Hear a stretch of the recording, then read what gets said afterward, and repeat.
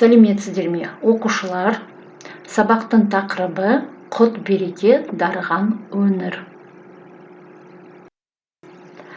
Сабақтың мақсаты орта көлемді шығармаларды түсіну, тақырыбы мен негізгі ойды анықтау, етістіктің шақтарының ауыспалы осы келер шақты қызметін білу, ауызша және жазбаша жұмыстарда қолдану. Цель данного урока – определить основную мысль, тему произведения. В письменной и устной работе умение использовать времена глагола. В данном теме ауыспалы келер шақ – переходное будущее время. Мәтінмен танысамыз. Құт береке дарыған өңір. Алтын мен жібекке малынған хан сарайында жас ақын Хисамеддин отырардың әкімі иланшы Қадырханға ширатпа шежіредегі шабытты жырларды дестелей оқыды.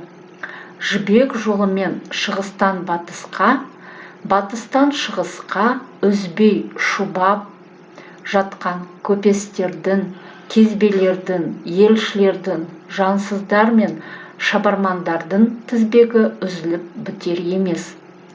Құт береке дарыған өңірді өңдеп жатқан еңбекқор диқан. Інжу жағасында саз балшықты илеп, ғаламат берік қыш құйып, оны отқа өртеп жатқан сунақтар есімі беймағлұм сәулетші уақытқа бас имейтін, күнге күймейтін, желге мүжілмейтін ғажайып кесенелер мен сарайларды қыштан қалап тұрғызумен әуре. А теперь послушайте, ребята, перевод данного текста. Благословенный регион.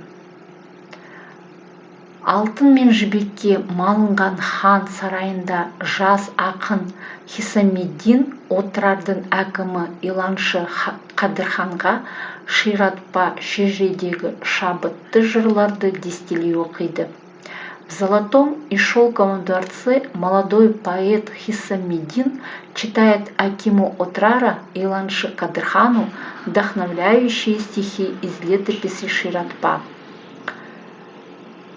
Жібек жолымен шығыстан батысқа, батыстан шығысқа үзбей шұбап жатқан көпестердің, кезбелердің, елшілердің, жансыздар мен шабармандардың тізбегі үзіліп бітер емес.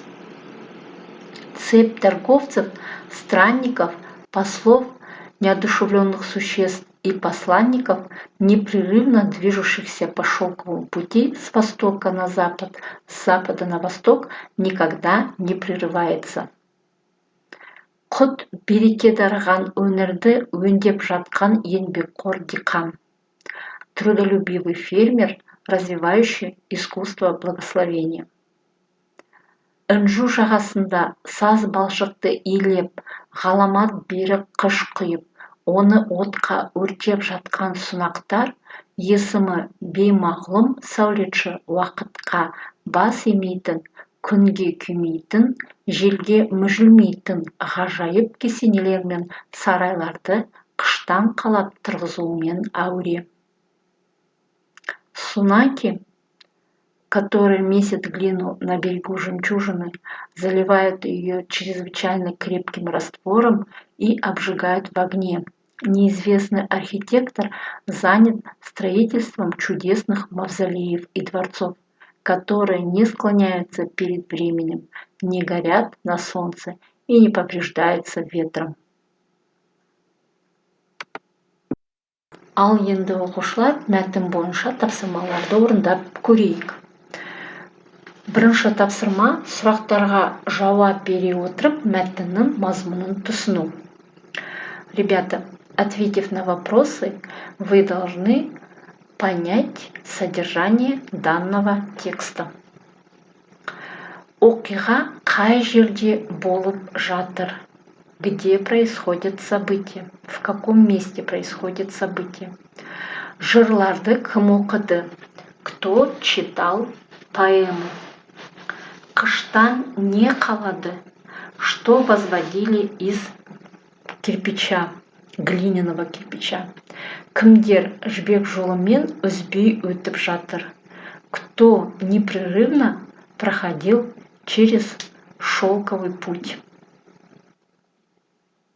Ребята, обратите внимание на дескриптор данного задания. Сұрақтарға жауап берді, умели ответить на вопросы, орфографиялық нормаға сай жазды. Написали без грамматических ошибок. Ал енді оқушылар осы сұрақтардың жауабын тексеріп көрейік. Ал енді сұрақтардың жауабын тексерейік. Бірінші сұрақ. Оқиға қай жерде болып жатыр? Где проходило событие? Жауабы: оқиға Отырар қаласында болып жатыр. Событие проходило в городе Отырар. Жырларды кім оқыды? Кто прочитал поэмы? Жырларды жас ақын Хиссамиддин оқыды. Поэмы читал молодой поэт Хиссамиддин. Қыштан не қалады? Что возвели из глиняных кирпичей? Қыштан кесенелер мен сарайларды қалады. Из кирпичей возвели мавзолеи и дворцы. Кімдер жібек жолымен үзбей өтіп жатыр? Кто непрерывно проходил через шелковый путь? Көпестер, кезбелер, елшілер өтіп жатыр. Проходили купцы, странники, послы. Оқушылар, сендердің сұрақтарға жауаптарын біздің сұрақтарымыздың жауаптарымен толықтай дұрыс деп үміттенеміз. Ребята, мы уверены, что ваши ответы в полной мере соответствуют с ответами нашими. Келесі тапсырма: мәтін бойынша кестені толтырыңдар. Мәтін бойынша кестені толтырамыз, тақырыбын анықтаймыз және негізгі ойын анықтаймыз. Следующее задание. Вы должны заполнить таблицу, ребята. Определить тему и основную мысль прочитанного текста. Дескриптор бойынша тақырыпты анықтады, негізгі ойын анықтады. Ребята, обратите внимание на дескриптор. Вы должны определить тему и основную мысль данного текста. Жақсы, балалар, енді жауаптарымызды тексереміз. Хорошо, ребята. Надеюсь, что вы выполнили, и ваши ответы соответствуют с нашими ответами. Давайте проверим. Тақырыбы, тема данного текста тема құт-береке дарыған өңір. Негізгі ойы: беймағлұм сәулетші кесенелер мен сарайлар қалап жатыр. Основная мысль данного текста: беймағлұм сәулетші кесенелер мен сарайлар қалап жатыр. Неизвестные архитекторы возводили дворцы и мавзолеи.